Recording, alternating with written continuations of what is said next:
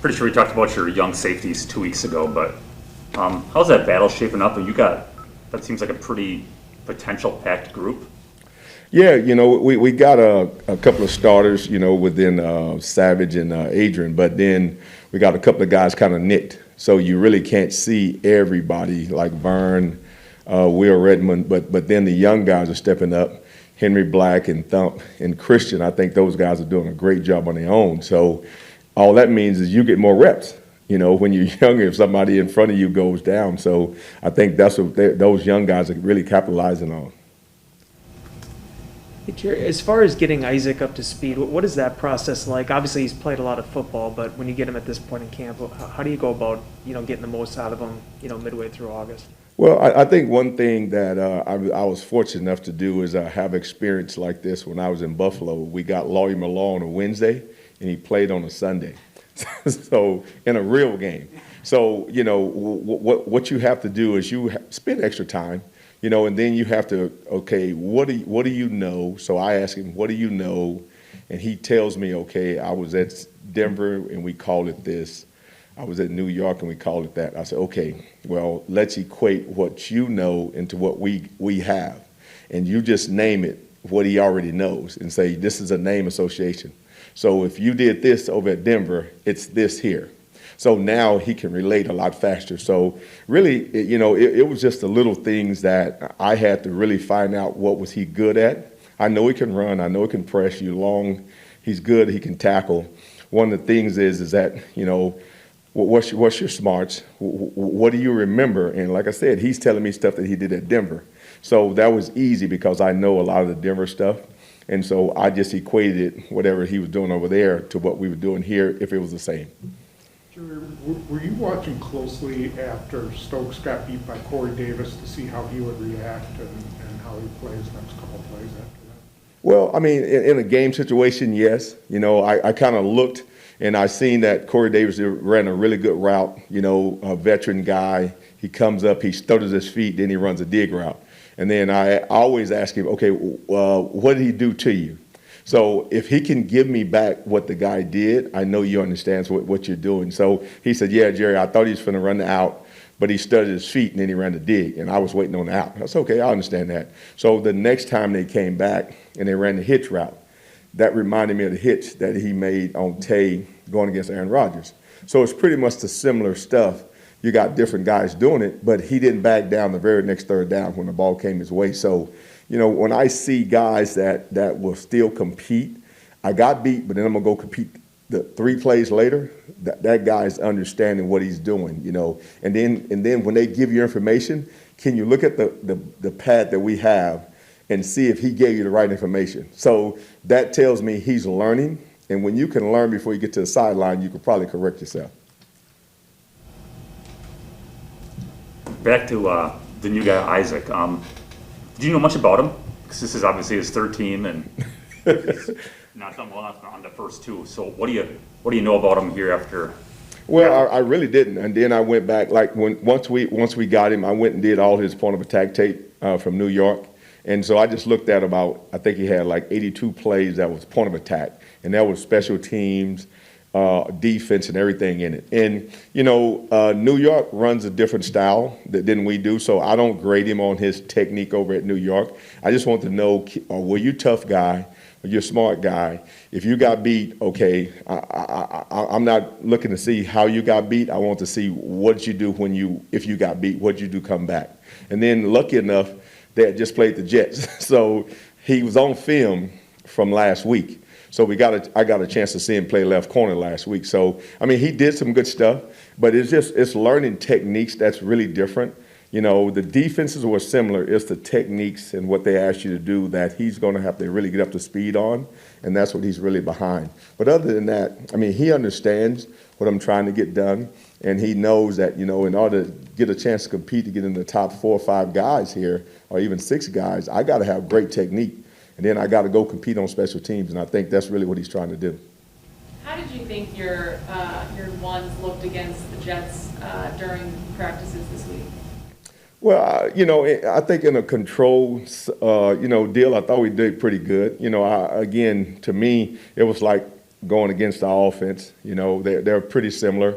They do some of the same stuff. It challenges you because some of the formation look the same. You think they're going to do this, and they're coming boot. You know, or you better look out because they will run the post corner on you. So there's little things like that I thought they were really challenging us on, because now you're not going against Aaron Rodgers every day.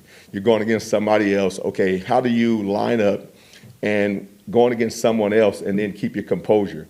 Because some guys can't do that. But I really thought our older guys did a really good job those 2 days we were practicing. I thought Savage played really fast, or practiced fast. You know, because I think he wants to make plays and he sees opportunities. So he was really, really running around the last couple of days. Jerry, we've seen Ento make some nice plays in coverage. Maybe not quite looking as sharp as you'd like on the tackling side of things. What do you think you have with him? Where's he at? Well, I mean, just like you said, you got a wide receiver coming from college. Now all of a sudden, I'm not injured, so I'm playing in my first year of being healthy in 2 years. So you got a lone corner that's learning what you want him to do. He can press real well. He understands he got great ball skills. I don't have to teach him that. He can catch coming out of college. So those are things that I look for in him. The next one is he's not afraid, you know, when he has to go and compete against big top guys. So that's going to be a big deal. And then my job is to teach him really tackling. You know, when I look at guys making tackles, really it's not that hard. There's some guys who's not used to making tackles, they tend to shy away. Well, what I found out is the more you shy away, the more the injuries come and the more the bunk of the pressure you're going to get hit with, right? So if you initiate the tackle, it's a lot less. So I got to teach him that. And it's more of a mindset because he's there to make the tackle. Now just say, okay, if I'm going to make a tackle, I might as well initiate it other than accept the hit. And that's what you can see him doing now. He's kind of letting guys run into him other than going and taking the tackle to them. And it's a little bit different, but you'll be able to tell once he makes his mind up to do that. Like when you watch film, 24 was actually initiating tackles, where Ento was actually catching the tackle and getting the guy down. So to me, I think it's just a subtle difference. Jerry, I recall you saying a couple of weeks ago that if a guy plays well on special teams, you start to notice him.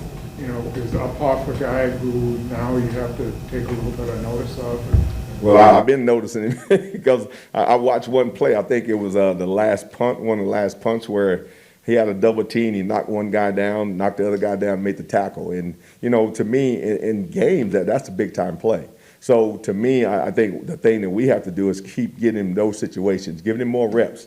And then hopefully, you know, this Buffalo game will actually give him more reps. You know, I'm going against the Buffalo Bills. It may not be their first team, but I'm going against the guys at the same level as I am. Let me see how you act in a real game, you know, getting you 30, 40 snaps. And that's the guy you can evaluate, you know. But I really watched him on special teams and seeing those plays that he was making. Hey, Jerry, I got home from the game last night and I watched the Rams and the Raiders. Don't ask me why. In the second half. And Jaylen Ramsey does an interview and he's talking about how there's a Raiders receiver who was bragging this week during their joint practices because he got open against Ramsey on an incompletion. Now, you've coached a lot of really good players. Is Ja getting into that conversation, do you think, to that level where it's going to be, you know, guys are going to be proud that they got open against them? Well, I mean, to me, I think, you know, if they are, you know, Ja is the type of guy that, you know, he loves to compete at a high level. And I think if the receiver who's a young guy says, you know what, I can go out there and try Jair Alexander, then, you know, if I get open on him, I can get up on anybody. So I always try to tell DBs, you know, everybody can make a name on you. So you got to be ready all the time. It doesn't matter who you're going against, especially in this league. I think the NFL is probably a lot more even than people look at. You know, the records are probably not that way. But when I grade wide receivers, I have not graded a team last year that did not have 3 good wide receivers.